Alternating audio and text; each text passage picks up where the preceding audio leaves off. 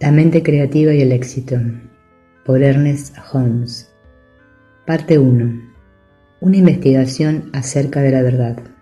Una búsqueda de la verdad es una búsqueda de las causas, de las cosas, tal como los seres humanos las vemos y las experimentamos.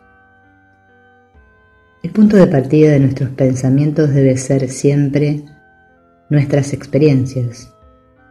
Todos sabemos que la vida es. Si no, no podríamos pensar que nosotros somos. Ya que podemos pensar, hablar y sentir, tenemos que ser.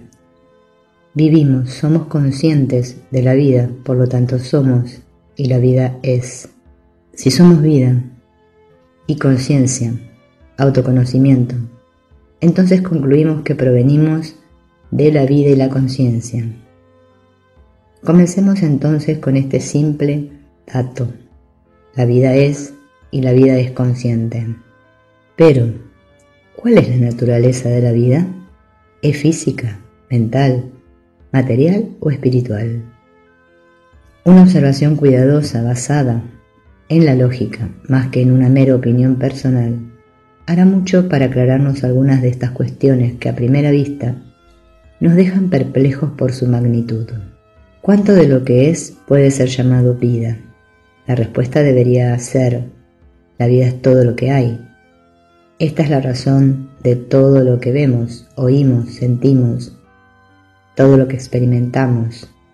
Entonces, nada surgiendo de la nada nos da por resultado nada, y es imposible que algo surja de la nada, ya que algo es. Eso de lo que proviene debe ser todo lo que es. La vida entonces es todo lo que hay. Todo surge de ella, nosotros incluidos. La próxima pregunta es: ¿cómo surgen las cosas de la vida? ¿Cómo surgen las cosas que vemos de las cosas que no vemos? Las cosas que vemos deben ser reales porque las vemos. Decir que no son reales nunca nos explicará o responderá a ninguna cuestión acerca de ellas. El mundo de Dios no es un mundo de ilusión, sino uno de realidad divina. La verdad no debe darnos razones convincentes de las cosas que vemos, debe explicarnos qué son. Vivimos y experimentamos varios grados de conciencia y condiciones. Solo cuando el porqué de esta vida y de nuestra experiencia sea comprendida, sabremos la verdad. Jesús nos dijo que las cosas son ilusiones. Él dijo que no debemos juzgarlas por sus apariencias, sino juzgarlas correctamente con un juicio acertado. Y dio a entender que debemos atravesar las apariencias y encontrar qué la causa. No nos creamos tontos. Vivimos en un mundo de realidades. Cualquier cosa que experimentemos es una realidad hasta el punto en que esta experiencia concierne, aunque si tenemos una comprensión más alta de la vida, la experiencia desagradable puede ser evitada. Lo que es la vida. En primer lugar, ¿qué entendemos por vida? Eso que vemos, sentimos, escuchamos, tocamos, gustamos, y la razón de ello. Estamos en contacto con todo lo que conocemos de la vida. Establecimos que la vida es. Si no, no podríamos tener ninguna de aquellas experiencias. En el comienzo fue Dios, o vida.